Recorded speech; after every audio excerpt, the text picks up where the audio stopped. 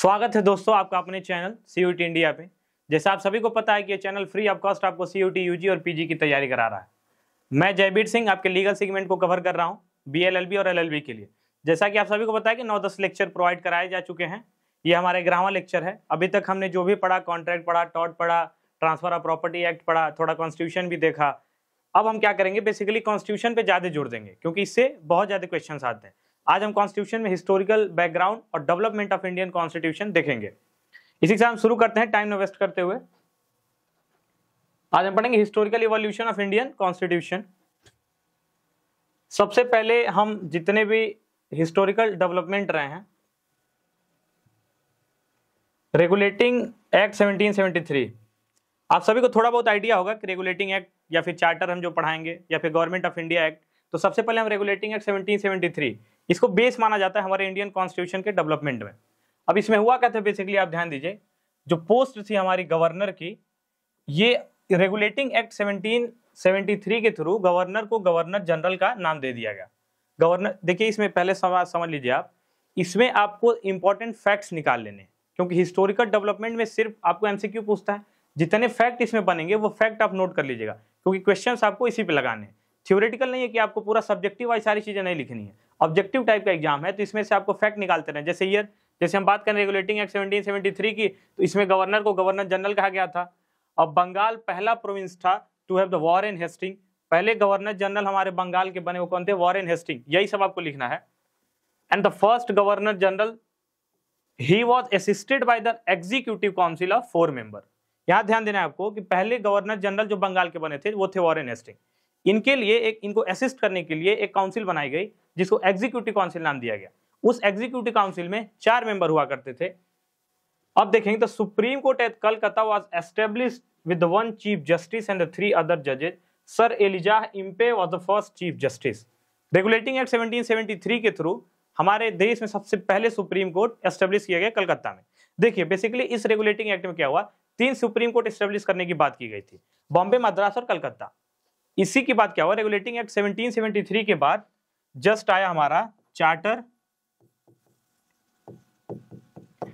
Act 1774। Charter act 1774 के through क्या हुआ कि कलकत्ता में सुप्रीम कोर्ट की स्थापना की गई। अब बॉम्बे और मद्रास में भी सुप्रीम कोर्ट, पर ये इसके 20-25 साल बाद एस्टेब्लिश किए गए। तब तक हमारे यहाँ हाई कोर्ट एक्ट आ गया 1861 में। इसके थ्रू क्या किया गया, जो 3 सुप्रीम कोर्ट हमारे बने थे बॉम्बे, मद्रास और कलकत्ता में, इन तीनों को सुप्रीम कोर्ट का दर्जा हटा के हाई कोर्ट का दर्जा दे दिया गया। तो हम देखेंगे कि रेगुलेटिंग एक्ट 1773 के थ्रू सुप्रीम कोर्ट सबसे पहले हमारे कलकत्ता में एस्टेब्लिश किया गया था, जिसमें 1 चीफ जस्टिस से और 3 अदर जज होते थे। पहले चीफ जस्टिस जो थे उनका नाम था सर एलिजाह इम्पे। यही सारी चीजें आपको लिखनी है, इसी से क्वेश्चन एग्जाम में उठाएंगे। पहले चीफ जस्टिस कौन थे, एलिजाह इम्पे।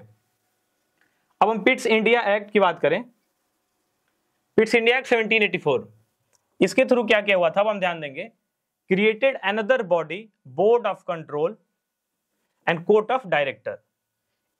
पिट्स इंडिया एक्ट 1784 के थ्रू क्या हुआ था, 2 हमारे यहां बॉडी बनाई गई थी। एक बनाया गया था बोर्ड ऑफ कंट्रोल और एक बनाया गया था कोर्ट ऑफ डायरेक्टर। क्वेश्चन ऐसे ही पूछता है कि बोर्ड ऑफ कंट्रोल और कोर्ट ऑफ डायरेक्टर किस रेगुलेटिंग एक्ट या किस चार्टर के थ्रू बनाया गया था, तो ये पिट्स इंडिया एक्ट 1784 के थ्रू आपका बोर्ड ऑफ कंट्रोल और कोर्ट ऑफ डायरेक्टर। अब देखिए बोर्ड ऑफ कंट्रोल का बेसिक काम क्या था कि ये पॉलिटिकल अफेयर्स, जो भी हमारे यहाँ ईस्ट इंडिया कंपनी काम कर रही थी, उसके जितने भी पॉलिटिकल अफेयर्स थे उस सबको मैनेज करता था बोर्ड ऑफ कंट्रोल। अब कोर्ट ऑफ डायरेक्टर्स का काम क्या था कि मैनेज करते थे सारा commercial affair. East India company के सारे पॉलिटिकल अफेयर को बोर्ड ऑफ कंट्रोल देखते थे और सारे commercial matters court of director देखते थे। Companies position was the first time called the British position. East India company हमारे देश के जितनी भी टेरिटरी पे रूल कर रही थी, जहां जहां इसका बिजनेस चल रहा था, जब पिट्स इंडिया एक्ट आया तो पहली बार ईस्ट इंडिया कंपनीज पोजीशन न लिख के ब्रिटिश इंडिया पोजीशन लिखा गया। ब्रिटिश पोजीशन या ब्रिटिश इंडिया तब से कहा जाने लगा, इसके पहले ईस्ट इंडिया कहा जाता था। पिट्स इंडिया एक्ट 1784 के थ्रू सबसे पहले हम कहना शुरू किए कि भारत ब्रिटिश का गुलाम है, या भारत की जो भी भूमिगत इसकी इंटिटी है वो ब्रिटिश की है। सबसे पहले, इसके पहले हम ईस्ट इंडिया कंपनी का कहते थे इसको। Headed by court of director and political wing headed by board of control, ये जो ऊपर मैंने बताया। The act was introduced by then British prime minister William Pitts India act 1784 किसके थ्रू इंट्रोड्यूस किया था, किसने इंट्रोड्यूस किया था? उस टाइम ब्रिटिश के प्राइम मिनिस्टर से विलियम पिट, और इन्हीं के नाम पे ये पिट्स इंडिया एक्ट रखा भी गया था।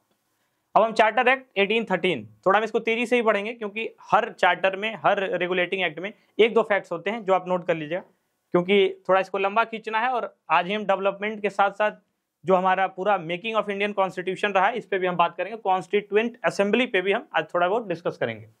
सबसे पहले चार्टर एक्ट 1813 हम देखें। Ended the monopoly of trading rights of British East India company and allowed another company to participate in trading activity with China. अब देखिए, सबसे पहले बात यह था कि जब ईस्ट इंडिया कंपनी ब्रिटेन से भारत में आया, इनके पास मोनोपोली थी कि ये यहाँ पे सिर्फ बिजनेस करेंगे और किसी कंपनी को ब्रिटिश से भारत आके ट्रेडिंग करने का कोई अधिकार नहीं था। लेकिन जब ये चार्टर एक्ट 1813 आया तो इसके थ्रू क्या हुआ कि ब्रिटिश गवर्नमेंट ने और भी कंपनियों को अलाउ कर दिया गया कि आप ईस्ट इंडिया कंपनी के साथ साथ अब और भी जितनी भी कंपनियां हैं वो भारत में जाके बिजनेस कर सकती हैं। इससे क्या हुआ कि ईस्ट इंडिया कंपनी को काफी घाटा होगा। जाहिर सी बात है, जहां मोनोपोली थी, अब कई लोग बिजनेस करेंगे तो उनकी इनकम, सारी चीजें कम हो जाएंगी। फिर इस पे ईस्ट इंडिया कंपनी ने अपनी समस्याएं गवर्नमेंट के साथ साझा की, तो गवर्नमेंट ने यहाँ, ब्रिटिश गवर्नमेंट ने यह कहा कि चाइना के साथ ट्रेड करने का जितना भी राइट्स है ये ईस्ट इंडिया कंपनी को आज भी मोनोपोली में दिया जाएगा। पर भारत में अब क्या है कि अब ट्रेड करने के लिए ब्रिटिश से कई कंपनियां जा सकती हैं। तो मोनोपोली, ईस्ट इंडिया कंपनी की मोनोपोली किसके थ्रू खत्म हुई? तो वह है चार्टर एक्ट 1813। अब हम अगले चार्टर देखें तो चार्टर एक्ट 1833, 1833, इसमें क्या हुआ? Created the post of governor general of India. अभी तक देखिए, रेगुलेटिंग एक्ट 1773 के पहले सिर्फ हमारे यहाँ गवर्नर का पोस्ट था। रेगुलेटिंग एक्ट 1773 से हमारे यहाँ गवर्नर जनरल ऑफ बंगाल होने लगे। फिर हमारे यहाँ चार्टर एक्ट 1833 जब आया, इसके थ्रू हमारे यहाँ गवर्नर जनरल ऑफ बंगाल खत्म कर दिए, गवर्नर जनरल ऑफ इंडिया होने लगे। इसमें क्या हुआ कि the presidencies of Madras and Bombay were taking away with their respective legislative power and were made subordinate to the presidency of Calcutta. William Bentinck was the first governor general of India. William Bentinck first governor general of India थे। अब देखिए यहाँ समस्या ये है, इसके पहले governor general of Bengal थे और बॉम्बे, मद्रास और कलकत्ता, ये तीन प्रेसिडेंसीज थी ईस्ट इंडिया कंपनी की। जब चार्टर एक्ट 1833 आया तो इसके थ्रू जब हमने गवर्नर जनरल का पोस्ट भी हटा दिया, हमने सिर्फ गवर्नर जनरल ऑफ इंडिया का एक पोस्ट रखा। इसमें क्या हुआ कि बॉम्बे और मद्रास की जो भी लेजिस्लेटिव पावर थी उसको कलकत्ता के अंदर शिफ्ट करा दिया गया। और कलकत्ता को एक उस टाइम पे कलकत्ता, जो आज की वैल्यू दिल्ली की है, वो वैल्यू उस टाइम कलकत्ता की हुआ करती थी। तो हमारे जो गवर्नर जनरल ऑफ इंडिया थे वो सारी चीजें एक तरह से कहिए उस टाइम ब्रिटिश इंडिया का कैपिटल था कलकत्ता। आगे हम देखें तो this act completely ended the commercial activity of the company. The company existed but it become a purely administrative and political organisation. अभी तक क्या था, कंपनी जितना भी काम कर रही थी देश में वो एक कॉमर्शियल पर्पस से काम कर रही थी। Basically east India company Bharat में सिर्फ बिजनेस के पर्पस से आई थी, उसका कोई भी पॉलिटिकल बहुत ज्यादा इंटरेस्ट नहीं था। पर यहाँ आने के बाद जब उन्हें सारी चीजें अपने फेवरेबल मिलती गई, देखते गए कि यहाँ पॉलिटिकल भी कब्जा किया जा सकता है, जब फिर चार्टर एक्ट 1833 के through governor general of Bengal का पोस्ट हटा के गवर्नर जनरल ऑफ इंडिया लाया गया, यहां से ये कहा जाता है कि कंपनी का कॉमर्शियल पर्पस जो था वो खत्म होने लगा और एक पॉलिटिकल ग्रुप की तरह, एक पॉलिटिकल लीडर की तरह एक इमर्ज होने लगे। यहां से ईस्ट इंडिया कंपनी क्या है कि इस देश पे एक जो होता है कब्जे, देश को गुलाम बनाने वाली मार्क्सिस्ट इनके पॉलिटिक्स में इंटरफेयर करने लगी और राजाओं का यहां से पद खत्म होते गया और ये लोग पूरा कब्जा करने लगे। आगे हम इस बात करें, पर ये डायरेक्ट रूल कभी भी नहीं किया हमारे देश में। ईस्ट इंडिया कंपनी का पॉलिटिकल मैटर में आना या पॉलिटिकल अफेयर में इन्वॉल्व होने का भी बेसिक प्रिंसिपल यही था कि उन्होंने इकोनॉमिक गेन करनी है, यहां से पैसा कमाना उनका बेसिक मोटिव था। वो कॉमर्शियल पर्पज से कमाते थे, पॉलिटिकल में इन्वॉल्व होकर और ज्यादा इन्हें कॉमर्शियल बेनिफिट होना शुरू हुआ। आप इसमें जो चीजें बताई जा रही हैं उस अंडरस्टैंडिंग के लिए फैक्ट आप इसमें से निकालते रहिएगा। जैसे इसमें मोनोपोली थी, मोनोपोली खत्म हुई ईस्ट इंडिया कंपनी की, यहाँ गवर्नर जनरल ऑफ इंडिया बने और चार्टर एक्ट 1833 के थ्रू ही इनका अपना कॉमर्शियल वो खत्म हो गया, ये पॉलिटिकल अफेयर के रूप में इमर्ज होते गए। अब हम चार्टर एक्ट 1853 देखेंगे। चार्टर एक्ट 1853 में क्या हुआ था, establish a separate governor generals legislative council. Charter act 1853 के through governor general of India के लिए एक अलग से काउंसिल बनाई गई जो कि लेजिस्लेटिव काउंसिल थी। लेजिस्लेटिव काउंसिल बेसिक क्या है, इनके लिए एक अलग से जो काउंसिल बनाई गई कि देश में क्या रूल्स एंड रेगुलेशन चलेंगे, ईस्ट इंडिया कंपनी या कंपनीज कैसे पूरा अपना साम्राज्य फैलाएगी, क्या उनका रूल रेगुलेशन रहेगा, क्या एक बेसिक कॉन्स्टिट्यूशन रहेगा, उसके लिए एक लेजिस्लेटिव काउंसिल बनाई गई। लेजिस्लेटिव काउंसिल का बेसिक काम क्या था कि वो सारे नियम कानून को बनाती थी, किस हिसाब से कंपनी वर्क करेगा देश में। पहली बार इसी चार्टर के थ्रू लेजिस्लेटिव काउंसिल का एस्टेब्लिशमेंट हुआ था। Introduced an open system of competition for Indians into civil service. Macaulay committee was formed 1854। For this purpose Satyendra Nath Tagore become the first Indian to qualify that service in 1863। Charter act 1853 के through ही सबसे पहले civil service examination या civil service में appointment शुरू हुआ था। याद रखें कि चार्टर एक्ट 1853 में ही हमारे यहाँ सिविल सर्विस में अपॉइंटमेंट या सिविल सर्विस का सिस्टम या open system of competition start हुआ था। सबसे पहले हमारे देश में सत्येंद्र नाथ टैगोर थे जिन्होंने क्वालिफाई किया था इस एग्जाम को 1863 में। और ये सिविल सर्विस का सिस्टम या ओपन सिस्टम ऑफ कंपटीशन किस कमेटी के थ्रू आया था? तो मकाउले कमेटी 1854। तीन इसमें से क्वेश्चन बन गए। सबसे पहले ओपन सिस्टम ऑफ कंपटीशन किसके थ्रू आया? Charter act 1853। किस कमेटी के थ्रू आया? मकाउले कमेटी 1854। सबसे पहले कौन थे इंडिया से जिन्होंने क्वालिफाई किया? तो सत्येंद्र नाथ टैगोर 1863 में। अगला चार्टर हम देखें। अब हम गवर्नमेंट ऑफ इंडिया एक्ट पे बात करेंगे। आप सबको पता है 1857 की जो हमारी क्रांति हुई थी, फर्स्ट इंडिपेंडेंस वॉर जो हुआ था या रिवॉल्ट जो हुआ था, बेसिक वॉर नहीं रिवॉल्ट था वो, उसके बाद से जितने भी एक्ट आते गए उसे हम government of India act basic कहते हैं। क्योंकि 1857 से रिवॉल्ट के बाद 1858 में ब्रिटिश क्राउन ने डायरेक्ट कंपनी के सारे रोल को अपने अंदर ले लिया। यानी अब बेसिक ईस्ट इंडिया कंपनी का कोई रोल नहीं रहा देश में। आप बिजनेस कर रहे करिए, मैनेज करेगी British government. Indian position British position हो चुकी थी। इंडिया में सारे पॉलिटिकल, कॉमर्शियल, फाइनेंशियल अफेयर सारा ब्रिटिश गवर्नमेंट अब डील करने लगी 1857 रिवॉल्ट के बाद। इसीलिए गवर्नमेंट ऑफ इंडिया एक्ट 1858 आया, also known as act for good government of India. इसको गवर्नमेंट ऑफ इंडिया 1858 को good government of India act भी कहते हैं। Abolish the British East India company and abolish the Mughal administration as well. Government of India act 1858 के through क्या हुआ? इन्होंने British East India company का जितना भी नाम था, जो भी चीजें इसकी थी, वो खत्म करके ब्रिटिश गवर्नमेंट डायरेक्ट सारी चीजें अपने हाथों में ले ली। मुगल का भी जो भी एडमिनिस्ट्रेशन सिस्टम था वो इसके थ्रू खत्म कर दिया गया।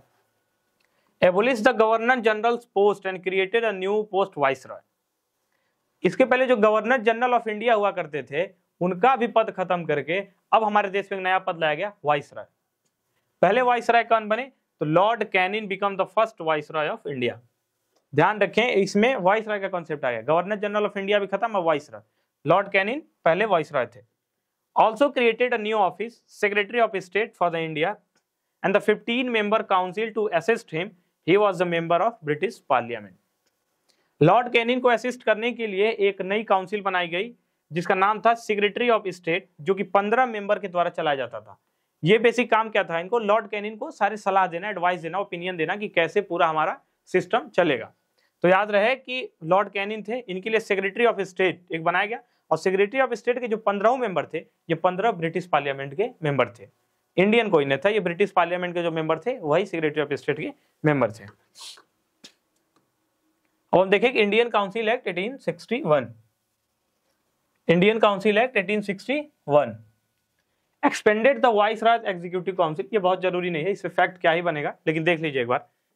Made provision for him to nominate some Indians as a non official member. Lord Canning nominated Raja of Banaras, Maharaja of Patiala and sir Dinkar Rao. अब यहाँ आपको देखना, जो अभी मैंने पिछले बताया गवर्नमेंट ऑफ इंडिया एक्ट 1858 में जो भी एक काउंसिल जो बनाई गई थी वाइसरॉय के लिए, वाइसरॉय की जो एग्जीक्यूटिव काउंसिल थी, इसको एक्सपेंड किया गया। एग्जीक्यूटिव काउंसिल में जितने भी मेंबर थे वो ब्रिटिश पार्लियामेंट के या ब्रिटिशर्स थे। इससे क्या हुआ कि इंडियन काउंसिल एक्ट 1861 के थ्रू जो मेंबर थे एग्जीक्यूटिव काउंसिल को, उसको एक्सपेंड करके उसमें इंडियंस को भी एक नॉन ऑफिशियल मेंबर के तौर पे रखा गया। 3 इंडियंस को उस टाइम नॉन ऑफिशियल मेंबर का दर्जा दिया गया था। पहले थे राजा ऑफ बनारस, दूसरे थे महाराजा ऑफ पटियाला और दिनकर राव, सर दिनकर राव। 3 आपको नाम यहाँ याद रहना चाहिए, Raja of Banaras, Maharaja Patiala and sir Dinkar Rao.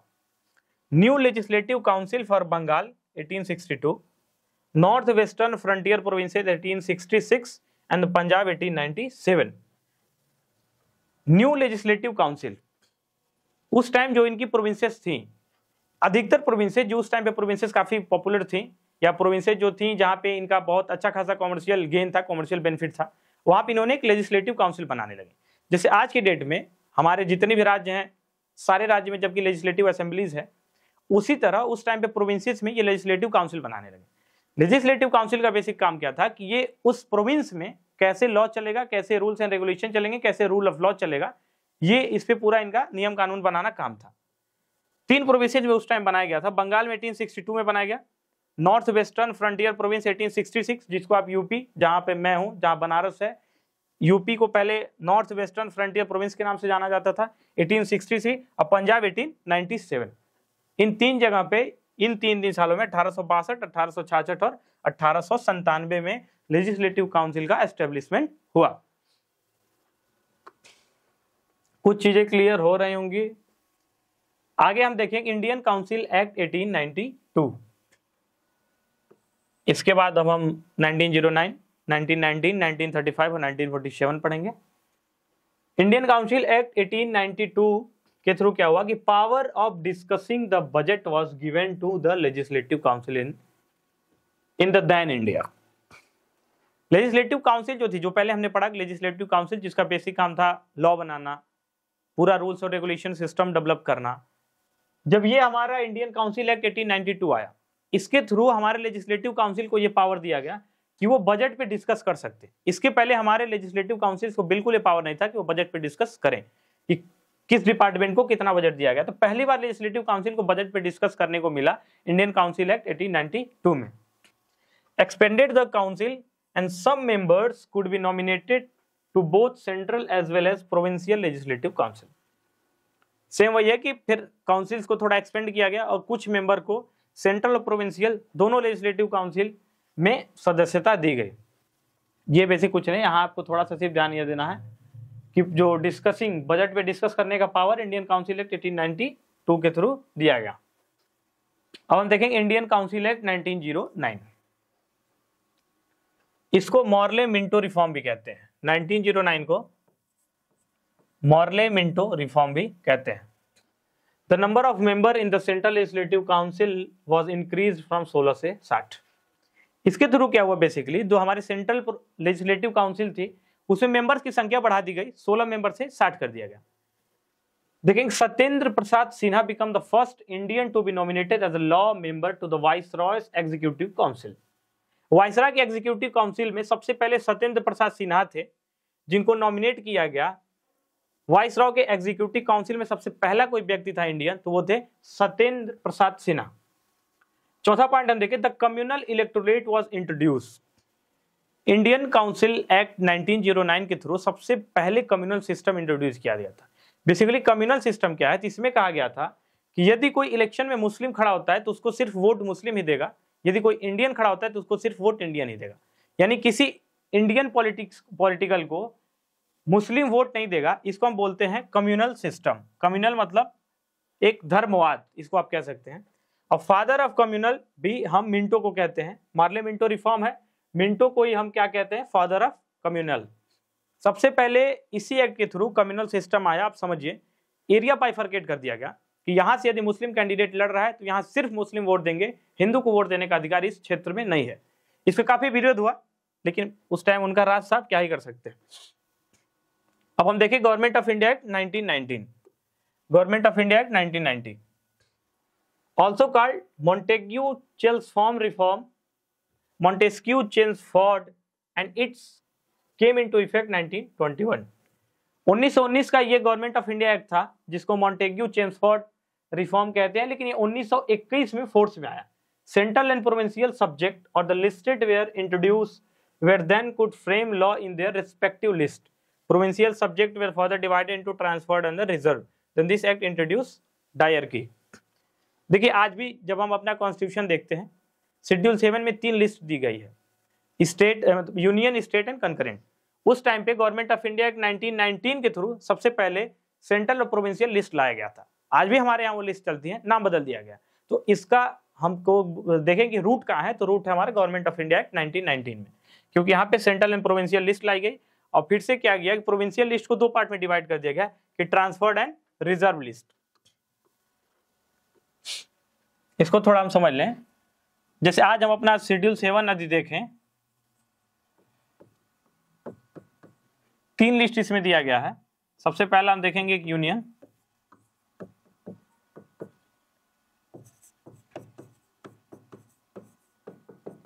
State list and concurrent. अब सबको पता है इसमें जितने भी आइटम मेंशन किए गए उस पे लॉ सिर्फ पार्लियामेंट बना सकता है।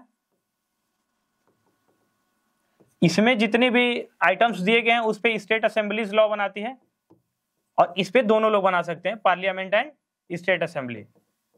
इसमें भी बहुत एक्सेप्शंस होते हैं। स्टेट लिस्ट में जितने भी आइटम दिए गए हैं उस पे स्टेट असेंबली लॉ बनाती है, लेकिन ऐसे बहुत से प्रोविजंस हमारे कॉन्स्टिट्यूशन में दिए गए हैं जिसमें क्या करता है कि पार्लियामेंट सारा ये पावर इंक्रोच कर लेता है और ये बनाने लगता है, इनके पास कोई अधिकार नहीं रहता।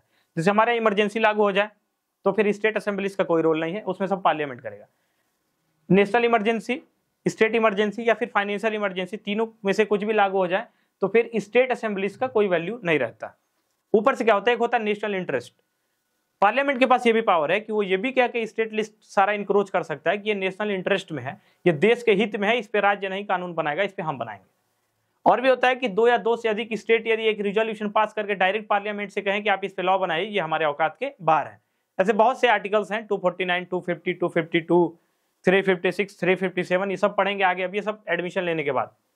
कंकरेंट में क्या होता है कि दोनों लोग लॉ बना सकते हैं, पार्लियामेंट भी और स्टेट असेंबलीज भी। समस्याएं तब पैदा होती हैं जैसे मान लीजिए कोई एक आइटम है, हम बात करें मान लीजिए एजुकेशन, एजुकेशन कॉन्करेंट लिस्ट का एक आइटम है, इस पे लॉ बना दिए, स्टेट असेंबली लॉ बना दी। सेम इसी आइटम पे पार्लियामेंट भी लॉ बना दिया। अब समस्या है कि कौन प्रिवेल करेगा, किसका माना जाए, एक ही टॉपिक पे दोनों। तो जाहिर सी बात है हमारे यहाँ फेडरलिज्म तो कंट्री है, फेडरल मतलब होता है कि बेसिक पावर डिवीजन, स्टेट और सेंटर के बीच में पावर डिवाइड कर दिया गया, इक्वल पावर डिवाइड किया। लेकिन इंडिया एक एब्सोल्यूट फेडरल स्टेट नहीं है। यदि हम अमेरिका की बात करें तो अमेरिका में जितना पावर सेंटर को है उतना ही पावर स्टेट को है। स्टेट किसी भी सेंस में सेंटर से कम नहीं है। हमारे इंडिया में यदि देखें तो इंडिया में फेडरलिज्म तो हम कहते हैं, India is a federal state, federal country हम कहते हैं, पर यहाँ पे स्टेट के पास उतना पावर नहीं है। बात जहां भी स्टेट वर्सेस सेंटर की आएगी तो सेंट्रल ऊपर रहेगा, स्टेट नीचे हो जाएगा। इसके बहुत से एग्जांपल है, अब पढ़ेंगे भी जब एंटर करेंगे। कॉन्करेंट में भी यदि किसी एक आइटम पे सेंटर और स्टेट दोनों लॉ बना दिया तो सेंट्रल लॉ प्रिवेल करेगा। सेम ऐसा ही लिस्ट हमारे गवर्नमेंट ऑफ इंडिया एक्ट 1919 में भी लाया गया था। इसका नाम था कि सेंट्रल एंड प्रोविंशियल लिस्ट। फिर क्या हुआ कि प्रोविंशियल लिस्ट को भी 2 पार्ट में डिवाइड कर दिया गया, इसको ट्रांसफर्ड और रिजर्व लिस्ट नाम दे दिया गया। एस्टेब्लिश्ड 1935 के थ्रू आरबीआई आया था। ये देखिए, introduce the bicameralism and direct election. Bicameralism जैसे आज भी हमारे यहां देखें कि legislative assemblies and legislative council 2 है, इन्हें हम बाइकैमरलिज्म कहते हैं, यानी 2। हमारे यहाँ सिर्फ 6 स्टेट है जहां पे बाइकैमरलिज्म है। उस टाइम पे सबसे पहले गवर्नमेंट ऑफ इंडिया एक्ट 1919 के थ्रू ही बाइकैमरलिज्म का कॉन्सेप्ट आया था, और हम स्टेट में भी 2 चलाने लगे थे, यानी जो प्रोविंशियल हमारी वो थी प्रोविंशियल असेंबलीज, जिसके भी 2 पार्ट में हम डिवाइड करने लगे, वो भी लेजिस्लेटिव असेंबलीज और लेजिस्लेटिव काउंसिल के रूप में 2 भाग में चलने लगा। सबसे पहले बाइकैमरलिज्म का कॉन्सेप्ट कब आया था, तो गवर्नमेंट ऑफ इंडिया एक्ट 1919 के थ्रू आया था। अब हम देखें गवर्नमेंट ऑफ इंडिया एक्ट 1935, सबसे इंपॉर्टेंट है, थोड़ा ध्यान दीजिएगा, क्योंकि आज का भी हमारा कॉन्स्टिट्यूशन कहा जाता है कि 50% से ज्यादा हमने क्या किया, गवर्नमेंट ऑफ इंडिया एक्ट 1935 को ही कॉपी किया है या फिर वहीं से लिया है। जाहिर सी बात है, कहां से लेंगे। Provided for the establishment of all India federation with provinces and princely state as unit. थोड़ा ध्यान दीजिएगा आप यहाँ की, provided for the establishment of all India federation with provinces and princely state as a unit. उस time पे 2 चीजें थी, आप यहां थोड़ा ध्यान दीजिएगा।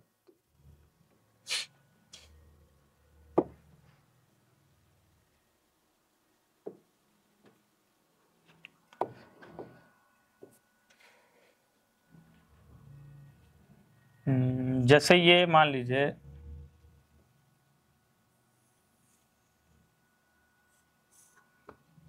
यहां पे जैसे कुछ ये ऐसे कुछ एरिया ब्रिटिश पोजीशन में थी, बाकी सब एरियाएं प्रिंसली स्टेट थी। यहां पे अभी भी राजा का रूल था। तो गवर्नमेंट ऑफ इंडिया 1935 के थ्रू क्या हुआ कि यहाँ पे प्रोविंस और प्रिंसली स्टेट दोनों को एक में यूनाइट करके ऑल इंडिया फेडरेशन बनाया गया। क्या बनाया गया, ऑल इंडिया फेडरेशन बनाया गया। यानी जितने भी प्रोविंशियल स्टेट थे और जितने प्रिंसली स्टेट थे, इन दोनों को एक यूनिट में कंबाइन करके ऑल इंडिया फेडरेशन बनाया गया गवर्नमेंट ऑफ इंडिया 1935 के through. The federation never came into being as princely state did not join it. पर प्रिंसली स्टेट में जो भी राजा लोग थे वो जाहिर सी बात है कोई नहीं मानेगा। कोई आपका अपना राज्य है, आपको किसी के साथ मिलाने के लिए फोर्स किया जाए, कोई कानून बनाया जाए, मानेंगे थोड़े। उस टाइम में प्रिंसली स्टेट मानी नहीं, तो वो अपना अलग से ही प्रिंसली स्टेट के तौर पे रूल कर रही थी। Abolish dyarchy in the provinces and introduce provincial autonomy and its place, but in centre it introduce dyarchy, however that never came into being. ये चीजें बनाई गई पर कभी एग्जिस्टेंस में आई ही नहीं। गवर्नमेंट ऑफ इंडिया एक्ट 1935 में introduce bicameralism in provinces as well as extended separate electorate to depressed class as well. Bicameralism को introduce government of India act 1919 के थ्रू ही हम कर चुके थे। फिर गवर्नमेंट ऑफ इंडिया एक्ट 1935 में ही बाइकैमरलिज्म की हम बात करते हैं, और इसमें क्या हुआ कि एक डिप्रेस्ड क्लास को इलेक्टोरेट टू डिप्रेस्ड क्लास, यहां से हमने क्या किया कि जो डिप्रेस्ड क्लास SC/ST क्लासेस थी उनके लिए अलग से हम इलेक्टोरेट सिस्टम लाते गए। यानी उनके लिए अलग से आज भी रिजर्वेशन होता है कि इस कॉन्स्टिट्यूएंसी से या इस विधानसभा से रिजर्वेशन है, तो सेम इसका इवोल्यूशन गवर्नमेंट ऑफ इंडिया 1935 के थ्रू ही हो गया था। यहाँ इलेक्टोरेट डिप्रेस्ड क्लास के लिए अलग से इलेक्टोरेट लाया गया, यानी यहाँ से जो भी क्लासेस डिप्रेस हैं वो इलेक्शन लड़ेंगे। Established RBI and the federal court at the centre. Reserve bank of India का एस्टेब्लिशमेंट गवर्नमेंट ऑफ इंडिया 1935 के थ्रू हुआ, और फेडरल कोर्ट यानी जो मेन सुप्रीम कोर्ट हमारा एस्टेब्लिश हुआ वो भी गवर्नमेंट ऑफ इंडिया 1935 के थ्रू ही एस्टेब्लिश हुआ था। अब हम देखेंगे इंडियन इंडिपेंडेंस एक्ट 1947। यहां से आप सबको लगभग थोड़ा बहुत आइडिया होगा। द पार्टीशन प्लान और द माउंटबेटन प्लान, 3 जून 1947 हमारा इंडिया इंडिपेंडेंस हुआ किस प्लान के थ्रू, या बाइफरकेट इंडिया और पाकिस्तान 2 डोमिनियन बने किस प्लान के थ्रू, तो वो Mountbatten plan and partition plan जो कि आया था 3 जून 1947 को। Was to give effect to partition of the country and at least declaration 20 February 1947 to provide independence to the nation. सबको पता है कि 3 जून 1947 को माउंटबेटन प्लान आया और एटलीस्ट डिक्लेरेशन आया 28 फरवरी 1947 को। एटलीस्ट डिक्लेरेशन आने के बाद माउंटबेटन प्लान लाया गया 3 जून को, जिसके थ्रू ये तय हुआ कि इनको अब इंडिपेंडेंस कर दिया जाएगा नेशंस को, और 2 डोमिनियन बनाए जाएंगे इंडिया एंड पाकिस्तान। तो 2 आपको चीजें एटलीस्ट डिक्लेरेशन और माउंटबेटन प्लान 2 याद रखना है। Created 2 independent dominion India and Pakistan, सबको पता है।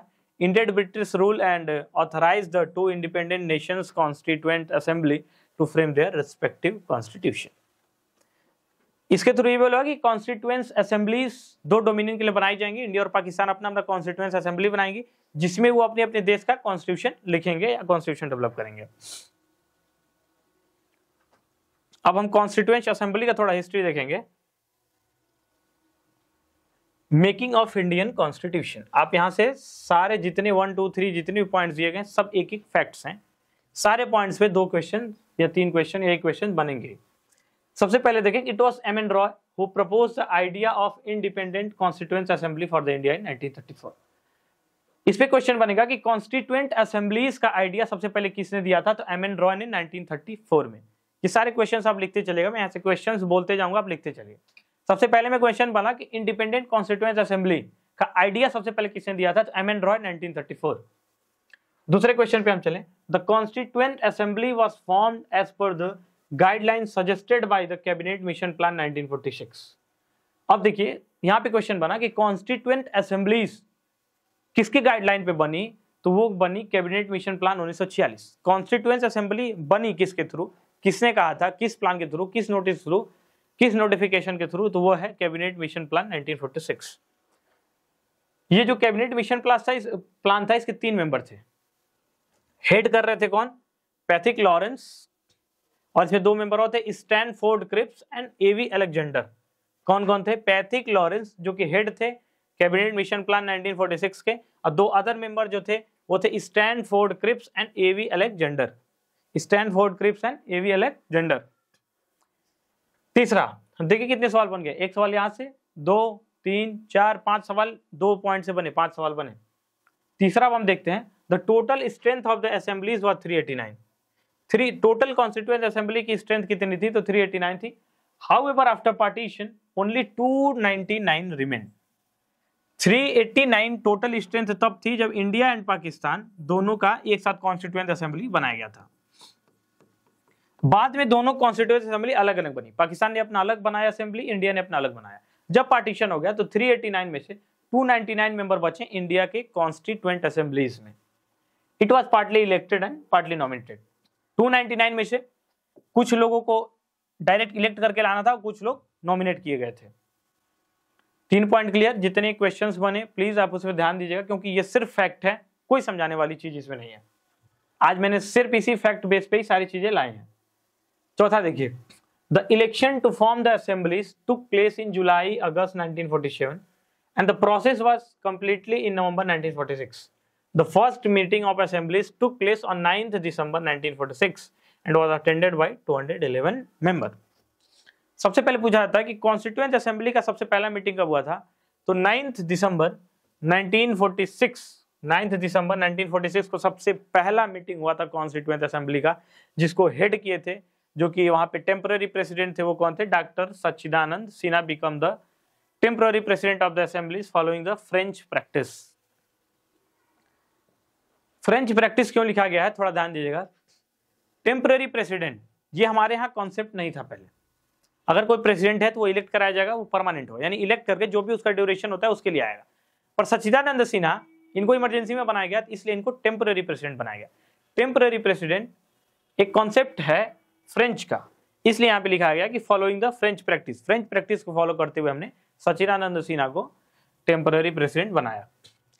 फिर यहाँ से आप क्वेश्चंस निकालें कि सबसे पहला मीटिंग कब हुआ था, 9 दिसंबर 1946। सबसे पहले प्रेसिडेंट कौन थे, सच्चिदानंद सिन्हा थे। पहले मीटिंग को कितने मेंबर्स ने अटेंड किया था, तो 211। 3 क्वेश्चन हुए। अगला टॉपिक देखिए, on 11 December 1946 doctor Rajendra Prasad and SC. Mukherjee were elected the president and vice president of constituent assembly. देखिए ध्यान क्या देना आपको, पहली मीटिंग हुई 9 दिसंबर 1946, दूसरी मीटिंग हुई 11 दिसंबर 1946। पहली मीटिंग में सच्चिदानंद सिन्हा हमारे टेम्पररी प्रेसिडेंट बनाए गए थे। दूसरी मीटिंग आते आते हमने अपने प्रेसिडेंट और वाइस प्रेसिडेंट को इलेक्ट कर लिया। प्रेसिडेंट हमारे बन गया राजेंद्र प्रसाद, वाइस प्रेसिडेंट बन गए हमारे एच.सी. मुखर्जी। फिर यहाँ पे 2-3 क्वेश्चन निकले, आप इसको नोट करते रहिएगा। नेक्स्ट पॉइंट देखें, sir B N. Rau was appointed as the constitutional adviser to the assembly. पूछ देता है कि कॉन्स्टिट्यूएंट असेंबलीज के हमारे कॉन्स्टिट्यूशनल एडवाइजर कौन थे, कॉन्स्टिट्यूएंट असेंबली के कॉन्स्टिट्यूशनल एडवाइजर कौन थे, तो कौन थे, हमारे बी.एन. राव। फिर एक क्वेश्चन, इसको भी नोट करिए। On 13 December 1946 Pandit Jawaharlal Nehru moved the objective resolution. Now question is arisen that what is objective resolution. The preamble which we observe today is the same as objective resolution which is proposed by the Pandit Jawaharlal Nehru on the 13th December 1946. तो objective resolution Jawaharlal Nehru के द्वारा 13 दिसंबर 1946 को लाया गया। यही objective resolution कुछ इसमें सुधार करके, कुछ अमेंड करके आज के डेट में हम अपना प्रियम्बल देखते हैं, इसी का एक बना बनाया रूप है। Which later went into become the preamble, देखिए यहाँ पे लिखा है which later become the preamble of constitution in slightly modified form. The resolution was unanimously adopted on 22nd January 1947. 13 दिसंबर 1946 को ऑब्जेक्टिव रिजोल्यूशन जवाहरलाल नेहरू के द्वारा लाया गया था, और इसको एक्सेप्ट कब किया गया, 22 जनवरी 1946 को। अगला पॉइंट हम देखें, the constituent assemblies ratified India's membership of the commonwealth in May 1949। Constituent assemblies इसने रेटिफाई किया कि इंडिया जो है कॉमनवेल्थ नेशन का पार्ट रहेगा। कब रेटिफाई किया, 1949 में इसको रेटिफाई कर दिया। India is the member of Commonwealth nation. इस पे काफी कंट्रोवर्सी हुई कि जब देश आजाद हो गया तो फिर हम कॉमनवेल्थ के क्यों मेंबर रहे। कॉमनवेल्थ का मेंबर होना मतलब हर वो देश जो कभी न कभी ब्रिटिश का कॉलोनी रहा है वो कॉमनवेल्थ का आज भी मेंबर है। इंडिया आज भी कॉमनवेल्थ का एक मेंबर है। Also it adopted the national song and the national anthem on 24 January 1950 and adopted the national flag on 22 जुलाई 1947। इस पे तो कई क्वेश्चन बन गए। ये पूछता भी, जैसे देखिए नेशनल सॉन्ग और नेशनल एंथम ये 24 जनवरी 1950 को एडॉप्ट किया गया था, और नेशनल फ्लैग 22 जनवरी 1947। याद रहे, सॉन्ग और एंथम 24 जनवरी 1950 और फ्लैग 22 जुलाई 1947। अभी देश आजाद नहीं हुआ था, उसके पहले अडॉप्ट करा लिया गया। अब हम आगे मूव करते हैं।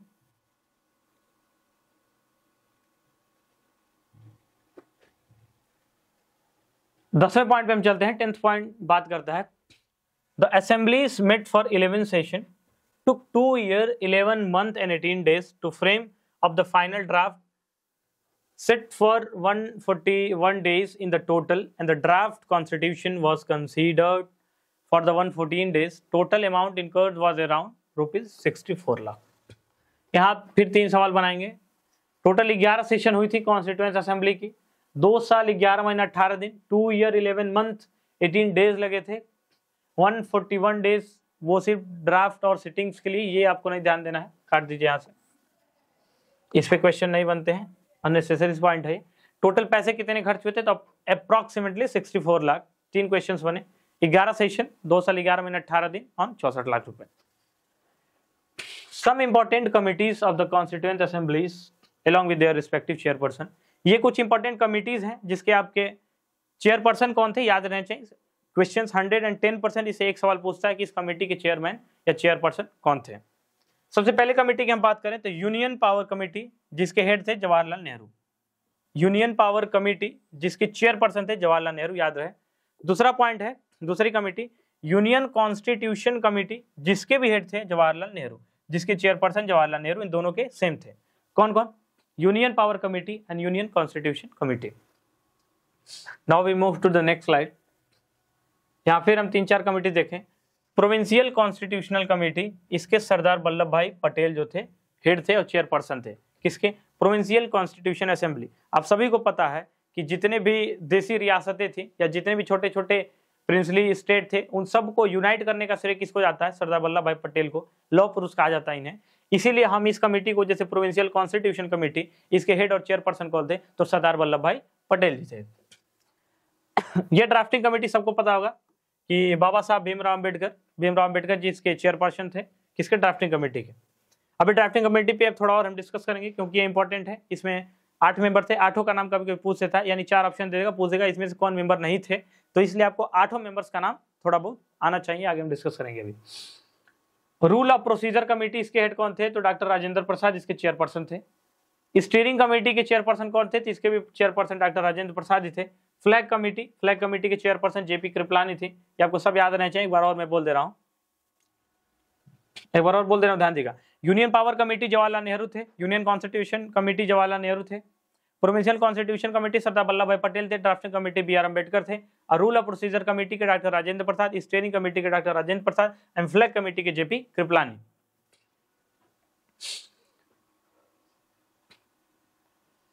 अब देखिए, अब हम 13 पॉइंट अगर देखें तो following were the member of the drafting committee. जैसा कि मैंने बोला, ये सब लोग ड्राफ्टिंग कमेटी के मेंबर थे, लेकिन क्वेश्चन क्या पूछता है कि 4 ऑप्शन देगा, ए बी सी डी.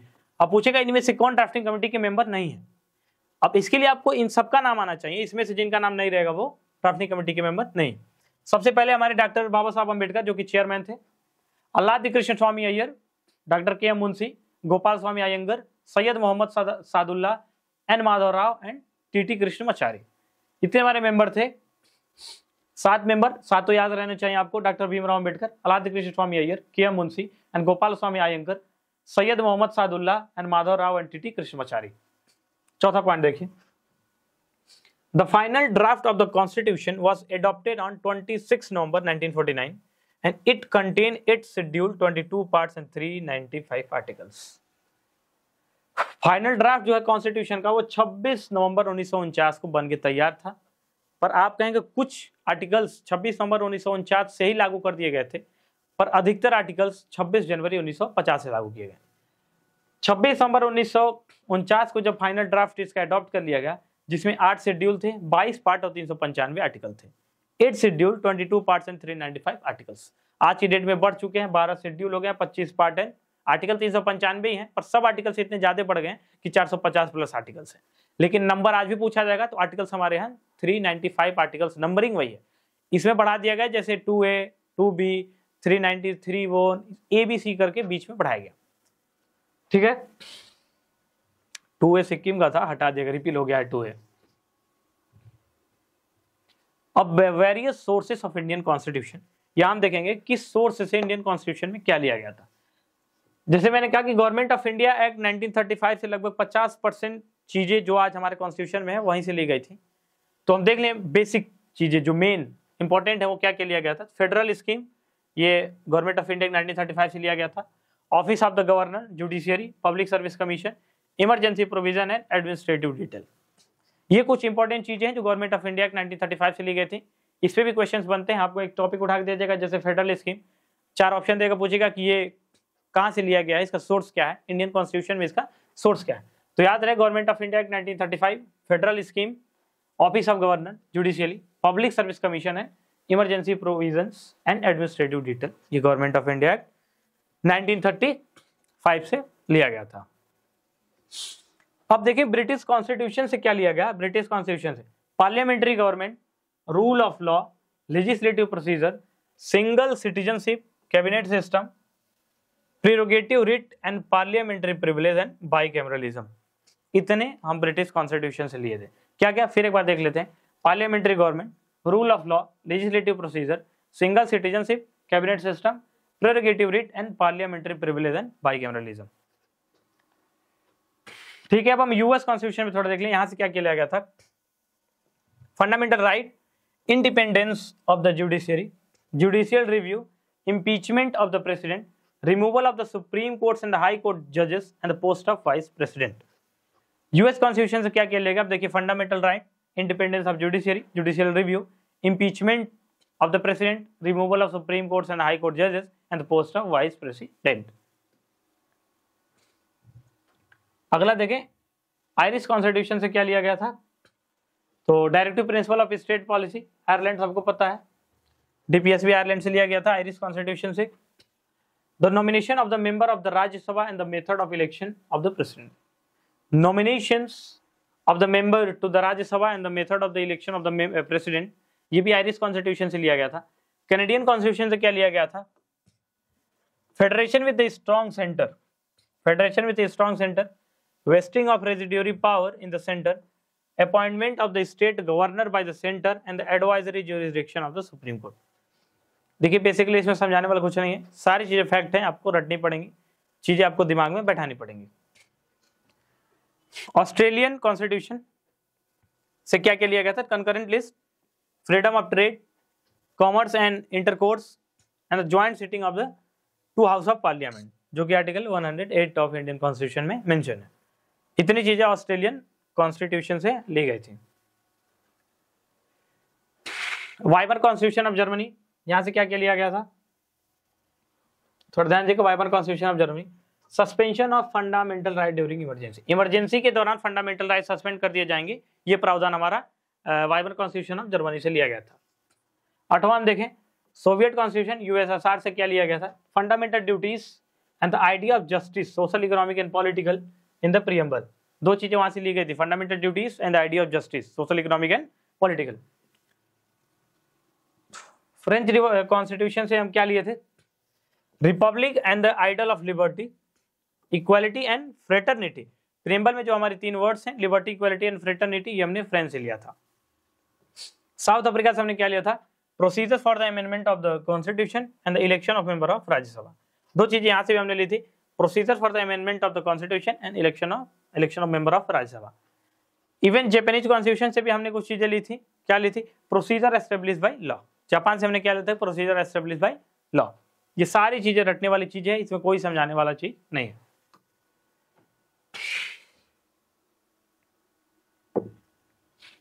अब थोड़ा हम देखें कि preamble, the term preamble refer to the introduction और preference to the constitution. Preamble से क्वेश्चन पूछता है, आप सभी को पता है।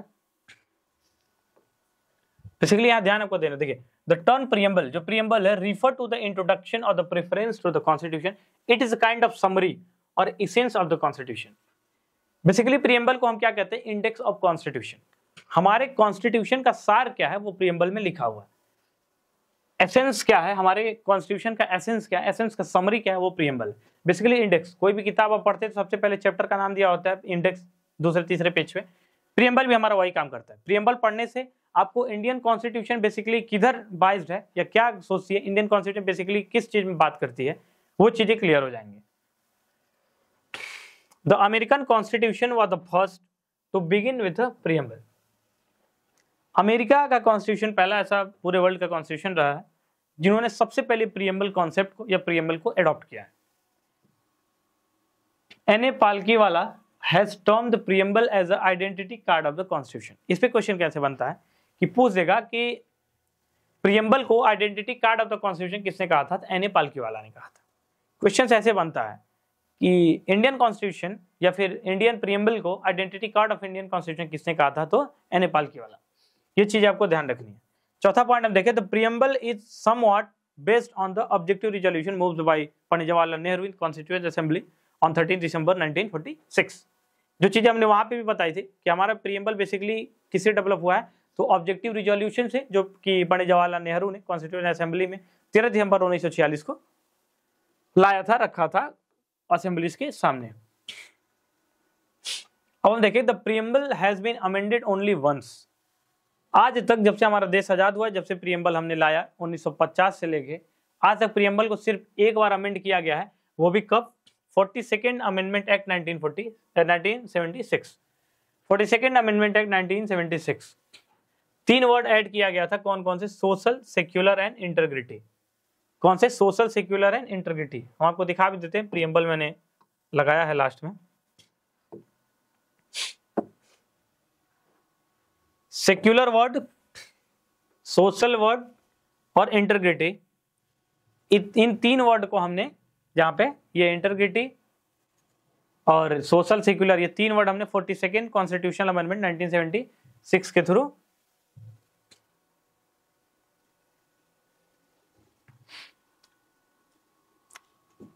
एक ही बार अमेंडमेंट हुआ है। 42nd अमेंडमेंट 1976, 3 वर्ड हमने ऐड किए थे, social, secular and integrity. The preamble reveal 4 ingredient of components, या 4 ingredient why justice, equality, fraternity, liberty. 7 देखें कि source of the authority of the constitution, the preamble state that the constitution derive its authority from the people of India. सबसे पहले पूछता है, ये अधिक से क्वेश्चन बन जाते हैं कि हाईएस्ट अथॉरिटी कौन है हमारे देश में।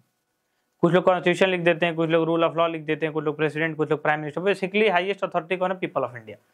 प्रीएम्बल ये डायरेक्ट करता है कि सबसे हाईएस्ट अथॉरिटी या फिर कॉन्स्टिट्यूशन को कहां से पावर मिलता है? तो पीपल ऑफ इंडिया से। ये प्रीएम्बल इंडिकेट करता है। 8वां पॉइंट हम देखें तो nature of Indian state, it declare India as a sovereign, socialist, secular, democratic and the republic polity.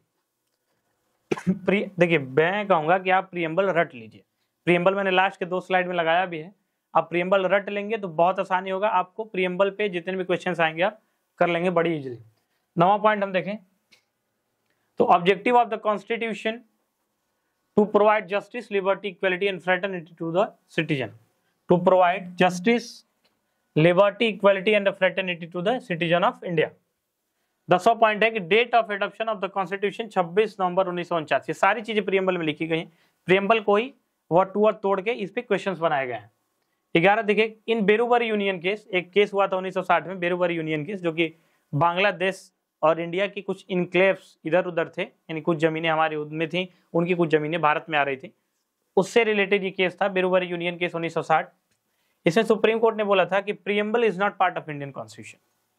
Supreme court ने बेरूबरी के ये पूछता है कि किस केस में ये बोल दिया गया था preamble is not a part of Indian constitution. तो सुप्रीम कोर्ट ने बेरूबरी केस 1960 में ये बोल दिया था कि preamble is not a part of Indian constitution. ध्यान रखिएगा, ये बहुत इंपॉर्टेंट क्वेश्चन है, इस पे जरूर क्वेश्चन, अगर प्रीएम्बल पे क्वेश्चन वो बनाएगा तो जरूर इससे ही बनाएगा। अगला देखेंगे कि इन केशवानंदा भारती केस 1973 में सुप्रीम कोर्ट ने रिजेक्ट किया अर्लियर ओपिनियन को, कहा कि preamble is a part of Indian constitution. Berubari case में जो कहा गया था preamble is not part of Indian constitution, इसको ओवररूल करते हुए सुप्रीम कोर्ट ने केशवानंदा भारती केस 1973 में यह कहा कि preamble is a part of Indian constitution. 2 cases आपको यहाँ याद रखने, Berubari case 1960 and Kesavananda Bharati case 1977। Berubari में यह बोला गया था कि प्रीएम्बल पार्ट नहीं है, केशवानंदा बोला गया था कि प्रीएम्बल पार्ट है। The preamble is neither a source of power to legislature nor a prohibition upon the power of the legislature. Provision in the preamble are not enforceable in the court of law, that is a non-justiciable. Basic इसके कहने का मतलब ये है कि preamble में जितनी भी सारी चीजें लिखी गई हैं ये एक इंडेक्स है। प्रीएम्बल में लिखी गई किसी चीज को लिए आप कोर्ट नहीं जा सकते, इसको आप इन्फोर्स नहीं करा सकते हैं, और न ही ये किसी प्रकार का रेस्ट्रिक्शन किसी के ऊपर करता है। ये सिर्फ एक basic understanding of Indian constitution के लिए प्रीएम्बल को डेवलप किया गया है। इसको आप इन्फोर्स कराने के लिए किसी भी कोर्ट में नहीं जा सकते। आगे अब चलते हैं, आगे शायद प्रियम्बल है, इसको आप लोग याद कर लीजिएगा। The constitution of India preamble, ये आपको याद कर लेना। We the people of India having solemnly resolve to constitute India into the sovereign socialist secular democratic republic and to secure to all its citizen justice, social, economic and political liberty of the thought expression, belief, faith and worship, equality of the status and opportunity to promote among them all fraternity, assuring the dignity and individual and the unity and integrity of the nation. In our constituent assembly, the 26th day of the November 1949, to hereby adopt, enact and give ourselves to this constitution. ये चीजें आपको याद रहनी चाहिए। Preamble basic वैसे भी याद रहना चाहिए यदि आप BLLB LLB करने जा रहे हैं तो। इसके साथ हमारा evolution and the development of Indian constitution पे MCQs कंप्लीट हुए। MCQ मतलब फैक्ट्स कंप्लीट हुए।